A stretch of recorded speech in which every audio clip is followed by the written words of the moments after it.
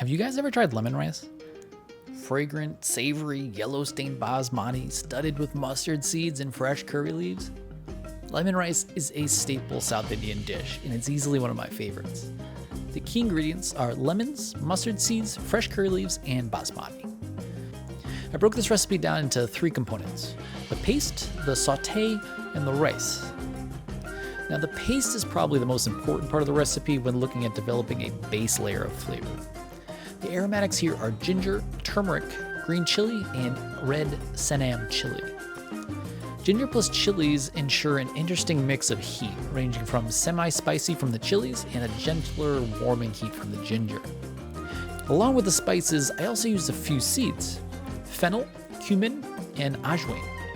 Ajwain is a cool seed. It's got an earthy complexity like oregano, but it's also got a minty menthol thing happening. It works really great with the chilies. A small dash of hing or asafoetida here, it adds an important oniony, savory quality to this allium-free dish. And I mean a small dash, by the way. If you've ever been on the wrong side of a heavy hand of hing, you remember it. It's funky. Now this all gets blended with salt and a bit of water to move the blades. The next bit is the key part of the process. I took the paste and fried it in coconut oil. This serves 2 purposes. First, it will evaporate the water we added to help spin the paste in the blender. And once the water is gone, the temperature of the mixture can go up past boiling and start to darken and caramelize when the spices bloom. We had this seriously tasty paste after about 5 to 10 minutes. I set this off to the side and then come back to it later. While the paste was about creating a base layer of flavor, the saute is about the personality.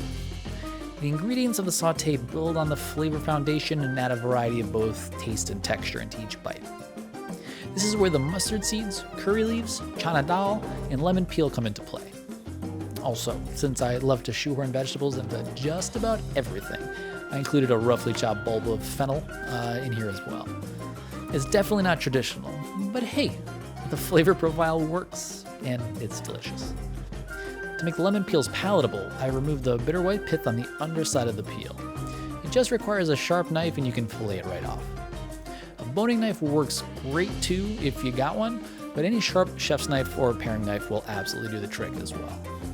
Once everything is prepped, then it's all just about the order of operations for adding ingredients into the saute pan. First, over a medium-high heat, I added the coconut oil. Then, I added the mustard seeds. As soon as those began to pop, I added the chana dal and the fresh curry leaves and gave that a stir. After about 30 seconds, I added in the chunks of fennel and some salt to help them soften. At this point, I was cooking on a high flame and getting the ingredients toasty and caramelized for about 5 minutes. Then, I gave the pan a splash of about a cup of water along with those lemon peels. The water accomplishes a lot of things here. First, it slows the cooking by bringing the temperature down to 212 degrees Fahrenheit. If anything is starting to get too dark or is at risk of burning, this stops that by dropping the temperature. 2, it's also hydrating those mustard seeds and chana dal kernels. They'll still be crunchy in the final dish, but they're going to be a bit more al dente and have a more pleasing texture. 3, water is a better medium to cook the fennel evenly. The mustard seed, dal, and curry leaves can all more or less be submerged in the little bit of oil in the pan. The fennel is obviously much larger, so increasing the volume of liquid helps it to cook a bit more evenly. And 4, any liquid will of course also pick up the tasty fond on the bottom of the pan, helping to flavor any ingredients that are hydrating in it. Never underestimate how far a little water can go. Once it evaporates and the lemon peel is very soft, I take it off the heat and set it to the side. As for the rice, this bit is pretty straightforward. Just cook your rice as you like to. Here, I rinsed my basmati, covered it with 1 3/4 cup of water, hit it with a pinch of salt, and then covered it. I brought it up to a simmer and let it cook for exactly 10 minutes. I turned it off the flame, kept it covered, and then allowed it to steam for another 10. Next, it all comes together. I gave the basmati a good fluff with a fork and then worked in the paste as gently as I could so to not break the long, delicate grains. Once the rice was stained nice and yellow, I squeezed in the juice of half of a lemon.